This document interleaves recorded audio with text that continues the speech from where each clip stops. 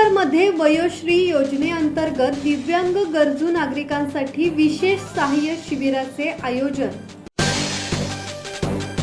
नंदुरबार जिल्ह्यातील दिव्यांग आणि गरजू नागरिकांसाठी समाज कल्याण विभागाच्या वतीने वयोश्री योजनेअंतर्गत विशेष सहाय्य शिबिराचे आयोजन करण्यात आले होते। या शिबिराचे उद्घाटन आमदार चंद्रकांत रघुवंशी यांच्या हस्ते करण्यात आले।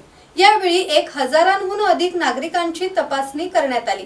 अपंगत्व, कर्णबधिरता, डोळ्यांच्या समस्या, गुडघेदुखी अशा विविध आजारांवर तज्ञ डॉक्टरांकडून तपासणी करण्यात आली।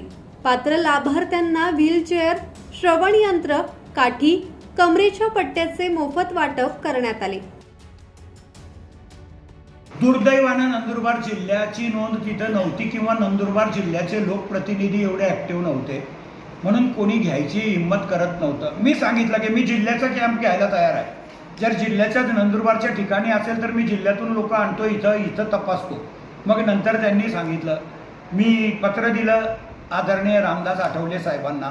मला स्वतःला रामदास आठवले साहेबांनी उत्तर दिलं, ते पत्रसुद्धा माझ्याजवळ आहे की रघुवंशीजी, आपण जी विनंती केली होती ती मी मान्य केलेली आहे आणि नंदुरबार जिल्ह्यामध्ये आर्थिक वर्ष 25-26 मध्ये मी एक कॅम्प मंजूर करतो, पण त्या कॅम्पची लिमिट 5000 लाभार्थ्यांची आहे। 5000 लाभार्थ्यांना आपण कमरेचा पट्टा, मानेचा पट्टा, संडासची खुर्ची, वॉकर, काठी अंध लोकांना, नंतर कानाचे मशीन, सगळं काही देऊ शकतो। तर ती सगळी एक माणसाला 5-6 वस्तू भेटतात, तर त्याचे कॅम्प मग आपण प्रत्येक तालुक्यामध्ये लावले। माझे सगळे मित्र आमदार आहेत, त्या सगळ्यांना आमच्या दादा राजेश पाडवी यांना विनंती केली।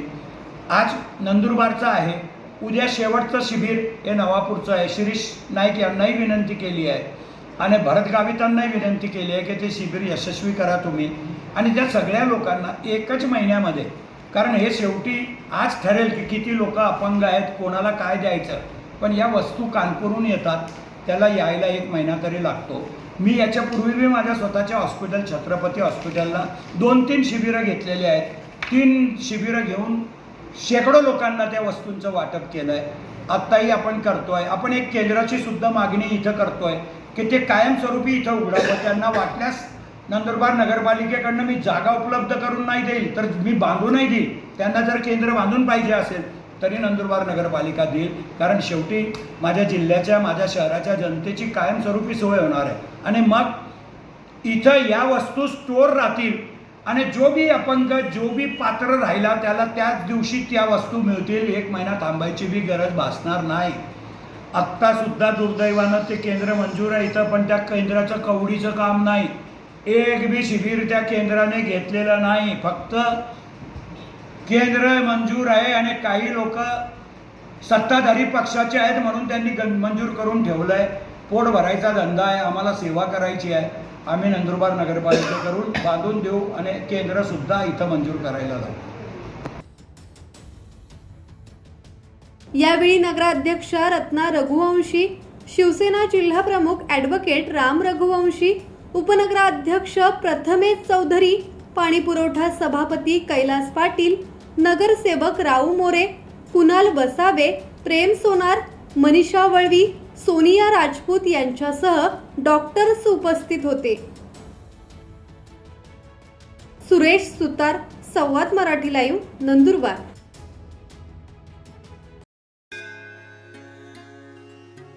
श्री गणपती संस्थान महड, तालुका खालापूर, जिल्हा रायगड।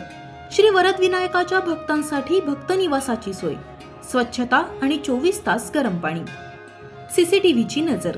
आगाऊ नोंदणीसाठी संपर्क करा 02192 26 69 12 72 76 47 38 54।